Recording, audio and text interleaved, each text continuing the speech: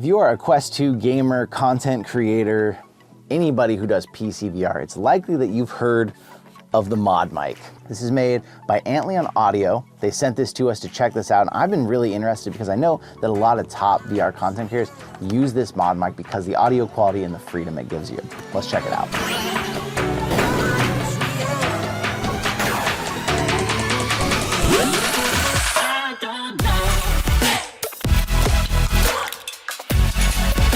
Normally I'd go for the small knife to cut the tape, but the tape was kind of already peeling up, so it made it pretty easy. Ooh, comes with its little case right here. It says Antlion. I don't know how you're supposed to pronounce that, but it shows it on there. Full band audio quality, aptX low latency, 5 times faster than standard Bluetooth, 2 microphone modes, 12-hour battery life, and a built-in quick mute. This is meant to be able to attach to your headphones, if you have headphones even, that you just want a better mic for normal gaming, but a lot of VR content creators like it because you can attach it to the headset, have it run off to the side, and just be really nice. Let's open it up.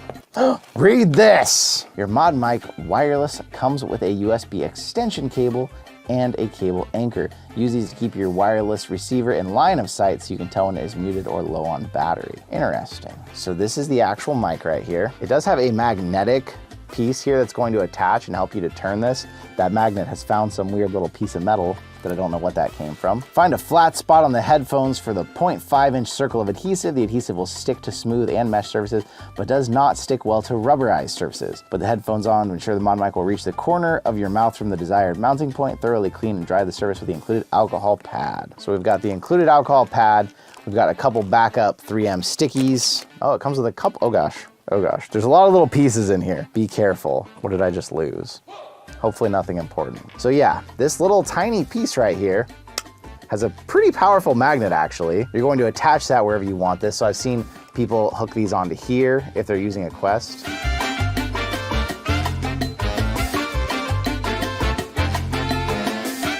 Why is there a magnet inside the Quest? Could that be for this? I'm guessing it's the speaker magnet. Actually, maybe this isn't a good spot to hook it. Maybe you want to hook it somewhere else because it's trying to push it away. Must be the speaker magnet in there. It'll turn around and stick to it, but it's the wrong direction then. Yeah, I've seen a couple different ways people check these out. We'll look online and see what other content creators have done to kind of find a way to mount this so that it'll be nice. It's nice that it gives you 2. So like if you have 2 headsets or you have headphones you want to attach this to, you've got a couple options of where to keep it. It's flexible and it really seems to stay where you put it pretty nicely. I know that like Otterworldly I've seen uses this, SoulFox uses this. A lot of VR content creators really trust this. Looks like it's got ports into the mic from either side. It has a cardioid pattern. Really? I would not expect a mic this little to have this. It has an omnidirectional or a unidirectional button. Well, it's a switch right here to switch which way you want to use this. Interesting.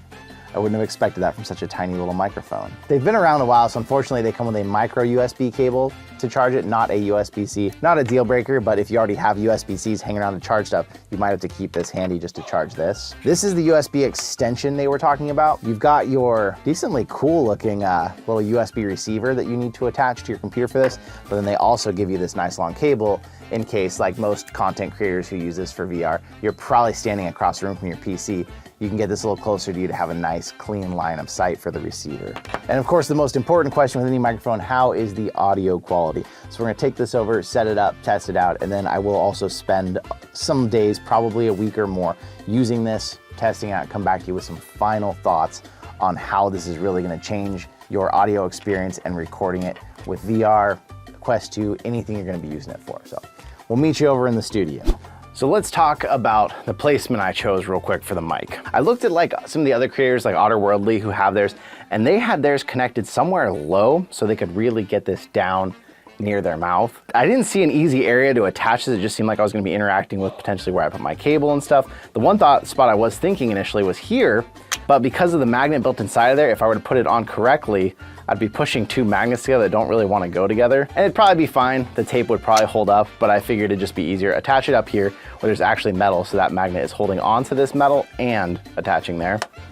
Magnets. A mic like this, a lot of people assume you want to get this thing like right here, and you'll even see people use mics like that, but really these mics are supposed to be off to the side of your mouth because you don't want to be blowing wind directly into them. You want it catching your sound as close as it can without you spitting into the microphone. When it comes to what kind of mic you want to use with the Quest 2, there's a lot of considerations. Convenience, which of course the Quest 2 has its own mic built in, and it's not horrible and it doesn't cost me anything. Probably one of the most convenient. Something like this, $120, $140, you're paying a good amount. You're probably a content creator, a podcaster, or you're just someone who really cares about in-game chat and you want to have another option. It's a good chunk of money. You can, if you already have a room mic, you know, something you're using close to your mouth.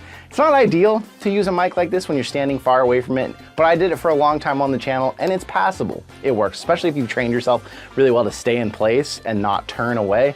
It does okay. Or you can go the route of the lapel mics like we use for the unboxings. This set was, I think, $240 for 2 of them with 1 receiver. But there are some positives to lapel mics that you also don't necessarily get with a mod mic.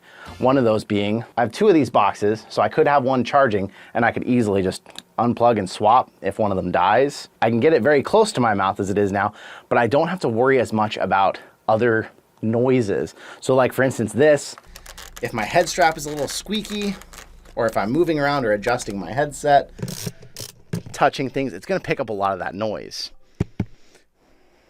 This mic can also pick up that noise, but it's not gonna be as bad because it's on something soft, it's on cloth. This is attached directly to plastic, so every time you touch or move that around, it's gonna pick up a lot of that sound. And either microphone, the lapel or the mod mic, has to be charged. That is one reason that I did rock a room mic for a long time, because you don't ever have to worry about charging. You don't have to think about, is it still powered? Did I accidentally mute it? Did something go wrong? It's very reliable using it that way, which is nice. Or of course, the built-in Quest mic has features inside where you can go mute it or see if it's muted from inside the headset. So it communicates a little better. Over here at the desk, I had to set up the receiver to the mod mic, which is USB.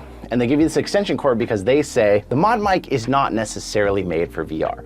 It just pairs with VR really well, so a lot of VR creators use it because it makes sense. It's a great sounding mic. It can be put on your headset, it can stay near your head, and it gives you that good audio content creators are hoping to get. But the problem is this is meant to communicate visually to tell you, okay, I forgot, I accidentally muted the mic. You're supposed to put this somewhere where you can see it. When you're in VR, you don't have that option. You're just not gonna be able to see it. You can put it somewhere where you can kind of try to peek out, but if you accidentally tap this button or something goes wrong and you mute this, you're gonna have no idea. And the weird thing, even muted here, I thought this would like light up red that it was muted or something. This isn't even communicating that to me, so I'm not really sure why they say make sure you can see this. Because yeah, you see the blue is connected and working, but if you mute it, you don't know that. So the mod mic's initial idea was more for like, let's say you're someone who has a really nice set of beyerdynamic headphones, but you game with them, the mod mic could attach to those headphones, give you a good mic on board because most of them don't have a mic built in. Now let's get in, we're gonna check out a game. We're gonna compare all 3 of these. So the lapel mic's gonna continue running, the mod mic, and the HyperX, none of them will have any filters. They're all gonna be completely raw audio. The only thing that's gonna be adjusted is the audio volume so that you can hear them all at a similar level. And we'll see how these do. We'll add some additional background noise because this is a pretty good room for this. We wanna test it in a little bit more of a real world scenario. So we'll turn on the air conditioner in here, make some background noise, see which ones are still picking up for you and let you decide which one you think is the best or worth the money. All right, we are in right now. We have 4 mics running, so you'll be able to hear all the different things going on.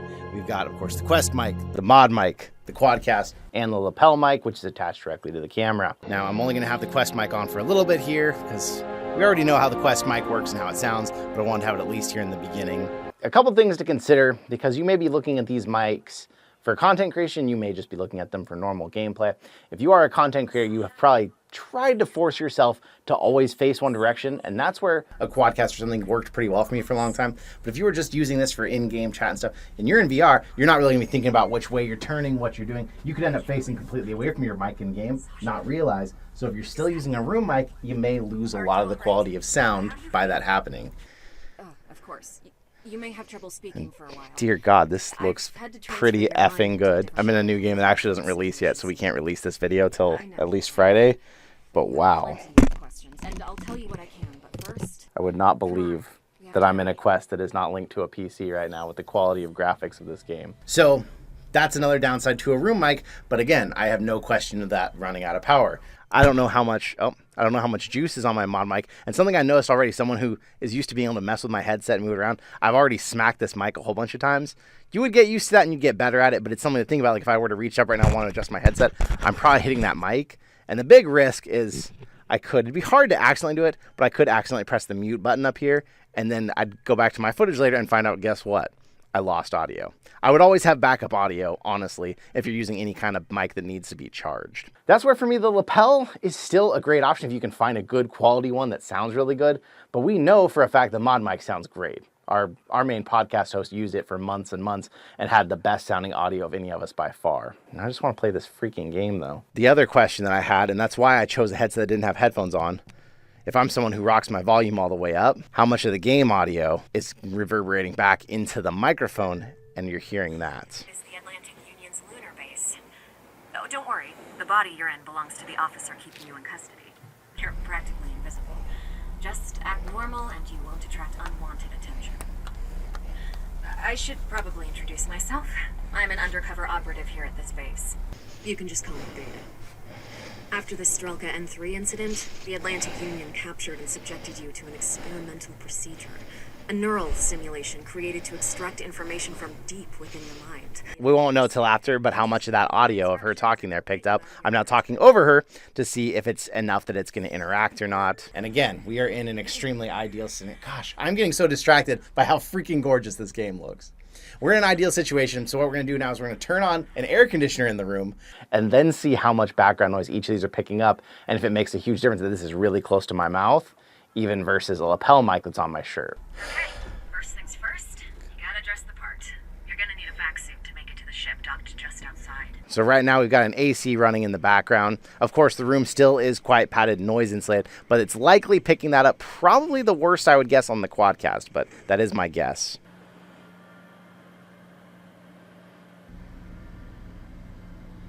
And again, we're going to use all unfiltered audio here for you to hear it completely raw.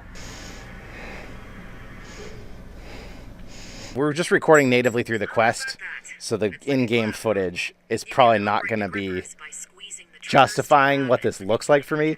But if you haven't checked out Red Mare 2 and you want to see what a game can look like on the Quest, this is impressive. Oh my gosh, this glass. I'm in a glass dome kind of thing right now, and there is reflections on the glass coming from the light from my suit that move when I move, yet you can still see through the transparent glass with the reflection. I mean, that is probably one of the most convincing effects right there that I have seen. This is about audio, it's not about graphics, but oh my God, there's no question to me that there is glass there. Like, it's not, wow. They did some amazing effects. Question 2, mic this close to your mouth. What happens if you start getting really loud because you're excited because the graphics look so good and you're yelling, and of course you can't monitor your own audio levels while you're in VR?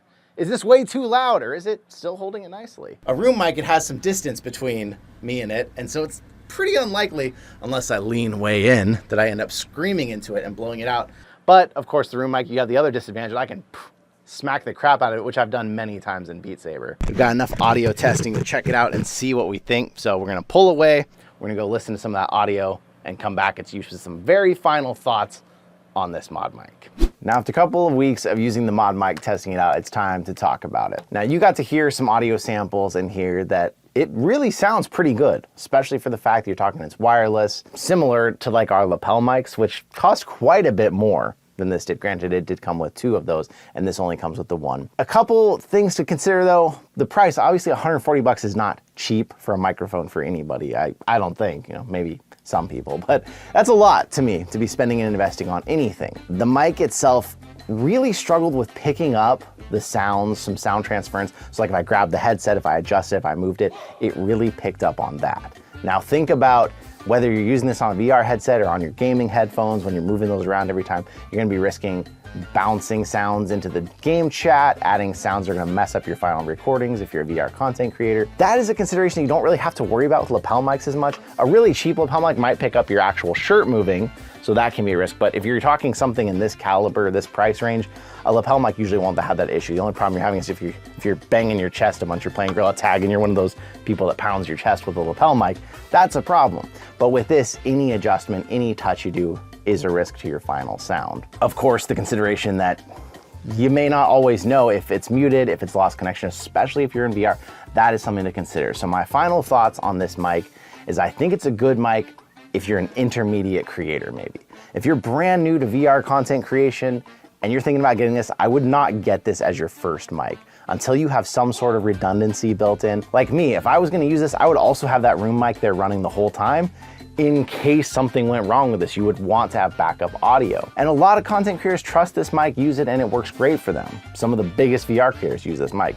It's proven itself to be a good mic. This is not the mic I'd recommend for someone totally brand new to it. Now, if you're here and you're wanting this mic not because of VR and because you're just a gamer who has a good set of headphones that doesn't have a mic on it, you want to attach that, it's a little simpler for you because at least you can see the dongle, you can see it there, you have it going, and if you're using it for in-game chat, your friends are gonna say, hey, why aren't you talking anymore if it dies or it's an issue or something. It's a whole different world than recording all by yourself. It's hard to think that some people buy this for that reason, but people do. They want to add a good mic to it. I just think to myself, if they make a version 2, I kind of hope maybe the attachment point, they don't make all hard plastic. Maybe they make like a rubber arm with some flexibility, something to dampen those sounds when you bump into it, move it around, and maybe figure out a way, put a light down here that tells you if it's muted or something that's kind of in your line of sight to help you see at least a little better in case something goes wrong there. I will leave a link in the description with those disclaimers if that's something you really want, if you're interested in this mic. It is worth it if you know what you're doing, if you're gonna have some sort of backup audio in place as well. But I'd love to know what you think out there. There's probably some of you here on the channel who have used this or had some experience with it. I'd love to hear your thoughts using it long term. But I wanna say thank you so much for coming out, and I will see you in another reality.